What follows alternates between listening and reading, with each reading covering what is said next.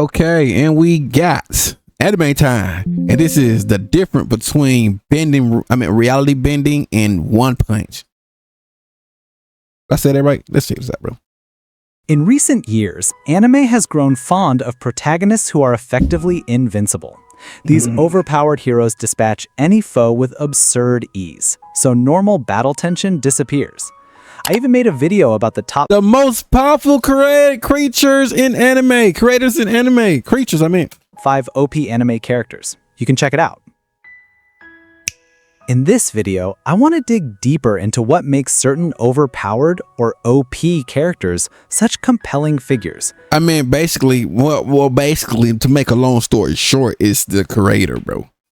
The creator is the creator, bro. The creator, really. And how they defy traditional story structures. One Sensei created one of the most broken characters. I'm just letting people know that right now off the jump. Off the doosey. To illustrate this, we'll look closely at 2B Hero X's enigmatic Hero X, who can win battles with a snap of his fingers, and contrast him with Saitama from One Punch Man, who deets his strong foes with just one single punch. Enjoy! Let's begin with 2B Hero X's Hero X. In the world of 2B Hero X, heroes I still gotta watch this anime right here. I'm not gonna hold you. derive their powers from public faith. The more people believe in a hero, the higher their trust value, and the more powerful their abilities become.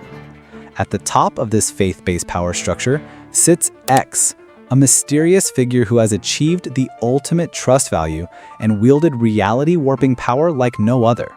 When X snaps his fingers, the show often triggers a dramatic shift. Opponents freeze, momentum rewrites, physical forces reverse, and the animation style itself transitions, often from 3D to 2D, visually reinforcing his power to reshape reality. What's fascinating is that X doesn't simply defeat enemies through brute force. He often ends battles before they truly begin, with minimal movement, minimal effort, and sometimes just one snap. In the Heroes Tournament, he leaps from unranked status to the top in what appears to be nearly record-breaking fashion, dispatching competitors with shocking speed. This creates a narrative tension not around if he will win, but how he uses or chooses not to use his power, and what the consequences might be when such power is so casually wielded. Bro, just snapping just in everyone. Now consider Saitama, the bald Saitama just punching in everyone. That's crazy. hero from One Punch Man, who famously defeats any monster with a single punch. This has become the most overt example of the OP genre. But unlike X, Saitama's power is not about reshaping reality or tweaking physics. Just punching the problems away. One Sensei said it. In Saitama's case, all I have to do is have him show up and just punch the problems away. That's it. That's it. Nothing more, nothing less. That's all it is, bro. So that's why I like, hey, yo, I've been telling people. Once they say he created one of the most broken characters, bro. It's about brute force made absurdly simple. Every fight ends with virtually no effort or buildup. Yep. Critics stress that One Punch Man isn't about Saitama's strength. It's about what his strength removes from the narrative. Tension, challenge, and the typical shonen arc. Yeah, bro. Like I said, all you gotta do is just listen to One Sensei. One Sensei did an interview, man. That's what I'm saying. All you gotta do is go back and listen to him. He literally telling you about this stuff. Because there is no physical threat to Saitama, the show shifts its focus elsewhere, toward existential boredom, the search for meaning, and social satire. Saitama's central struggle is not to win, but to find a fight that matters, to find a reason to keep going. This inversion of conflict, highlighting the absence of challenge, is what differentiates him from traditional heroes. One Punch Man becomes a commentary on power and purpose rather than a straightforward hero's journey. Yeah. Though both X and Saitama are instant win heroes, their methods, philosophical implications, and narrative impacts differ in significant ways. Mechanics of victory. X uses finger snaps as a trigger to manipulate physical reality, style. Wait, that's another anime character that do that too, like snap the fingers. Ain't this another anime? I forget. It's another anime character that's also snap the fingers too. I forget though what the name is. In space. His victories are often performed more like authorial edits than fights. Saitama uses a single punch, literally physical force, as the endpoint of a battle, but the punch is never built up to. It is the rhetorical punchline, not the climax. Source of power. X is rooted in the trust power of belief system. His ability to reshape reality is tied to being the top-ranked hero. The snap is almost symbolic, with reality bending to his will. Saitama's power is unexplained, inherent and absolute. There is no meta system validating his strength. He is simply the strongest. The series doesn't provide a mythic or metaphysical system behind it. Instead, it focuses on what that strength means for him. Narrative stakes. With X, narrative tension doesn't come from the combat itself, but from when and whether he chooses to use his power or what might happen if his authority or trust is challenged. This opens questions like, what happens if people stop believing in him? What happens if his calm facade cracks? With Saitama, the key tension is about what it means to be a hero when there is no threat strong enough to challenge him.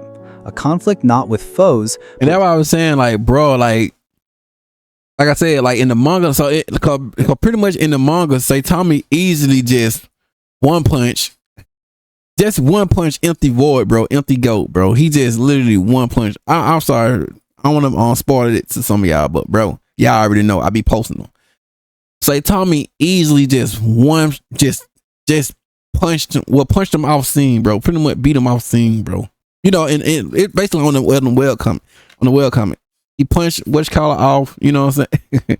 Not punched the God divine power out of him, bro, and brought them back. And, you know, empty goat is back human, bro. Like, bro, and if y'all think he can't punch, he couldn't do this with Cosmic Garu, bro. You think he couldn't do this with Lord Barus and Cosmic Garu? Bro. And like I said, like whenever we get to like the God, I really just want him to just one punch God. But like I said, I know there are gonna be some people that want to see all the extra stuff and all that type stuff. So, you know, I'll be straight. He just one punch God and just and let it be, bro. But most likely, we're probably gonna shift it more on to Blast and his crew. That's what I'm just assuming. We could probably gonna go with Blast and his crew, and then say something probably come along later on, like in the end or something like that. Something like that. That's what I'm predicting. With purpose, boredom, and existential longing. Because of these differences, X and Saitama represent two distinct flavors of the OP hero trope. X is a reality-warping narrative architect. Saitama is a force of nature turned meta-commentary. Why do audiences find characters like X and Saitama compelling? Despite, or perhaps because of their dominance, these heroes offer thematic and emotional richness. Power fantasies with a twist. Seeing a character casually end conflict with a gesture or a punch fulfills a powerful fantasy. What would it be like to never lose? But with OP heroes, creators often complicate this fantasy by showing that invincibility comes with odd costs: isolation, moral dilemma, boredom, or existential drift.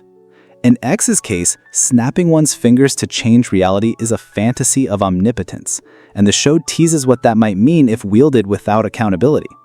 Similarly, in One Punch Man, unlimited power leads to a deeper question. If you can't lose, what is the point of fighting? Subverting genre. Both characters flip the script on traditional shonen progression. Audiences expect heroes to struggle, power up, and win, but here the struggle is either removed or relocated. Yeah, something like that. See, and like I said, one sensei watch a whole lot of, he read a lot of that stuff, but he just wanted to make One Punch Man Saitama pretty much like when you watch a One Punch Man, it's supposed to be like a 180 or something like that. He say like it's something he was saying, bro. So it's something like around that line, something like that though. But yeah, but people be thinking like One Sensei don't know traditional stuff and stuff. Like, bro, the man literally said he be watching a whole lot of that type stuff. As one To-Be Hero X viewer notes, X acts more like an author editing the story in real time rather than a hero fighting it.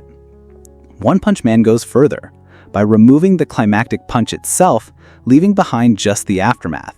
This forces both characters and viewers to consider deeper questions of identity, heroism, and value. Character over conflict. When physical conflict is stripped away, the storytelling emphasis shifts toward character psychology, internal conflicts, and interpersonal drama. In To-Be Hero X, watching X is often about observing how he chooses to intervene or not intervene. In One Punch Man, it's about following Saitama's emotional journey as he looks for a reason to fight. This allows for quieter philosophical storytelling. What does it mean to have power? What does a hero owe to others? These are the questions that become central once traditional combat tension is removed. Another fascinating example of the overpowered archetype is Gojo Satoru from Gojo! I've been telling people about that Gojo, bro. Jujutsu Kaisen. His infinity and limitless cursed energy make him functionally untouchable in direct combat. Because of this, the story can't simply pit villains against him head-on. Instead, the tension is generated by strategies designed to seal him away or remove him from the battlefield entirely. That's basically what they did. They had to. That's basically what they did in the manga, bro. They had to just get rid of him because he like I said, yeah, he's broken too, or pretty much just seal him. Yeah, he's broken too with that infinite thing. He's broken. Gojo's strength doesn't eliminate narrative stakes; it shifts them, forcing the plot toward cunning tactics and psychological warfare rather than straightforward clashes. On the other hand, Frieren represents a more subtle angle on overwhelming power. She's a mage whose centuries of experience and magical mastery, I heard about this one too, place her on a level few can approach. Yet, unlike X or Saitama, Frieren's story isn't about casually displaying her superiority. It's about the slow exploration of memory, grief, and the meaning of time. Her overpowered status creates space for reflection as battles become less about whether she can win and more about what she remembers, feels, and learns while doing so. Their battles aren't about the thrill of who will win, but about the weight of why they fight at all. When victory is guaranteed with a flick or a single punch, the real story shifts into questions of purpose, identity, and even the burden of limitless strength. In my earlier top 5 OP anime characters video, I celebrated how exhilarating it is to watch raw, unstoppable power. But what stands out here is how that same power becomes a mirror, reflecting deeper themes about existence, meaning, and even loneliness. The question evolves from will they triumph to what does triumph even mean? As To-Be Hero X unfolds, it's worth wondering whether Hero X will stay the detached figure who snaps reality into submission, or whether he'll face the consequences of bending the world so casually. Likewise, Saitama's journey keeps pressing on the same dilemma. Can a man who has already conquered strength ever rediscover the joy of being a hero? So I'll leave you with this. If you had the power to win without effort, every single time, what would you actually do with it?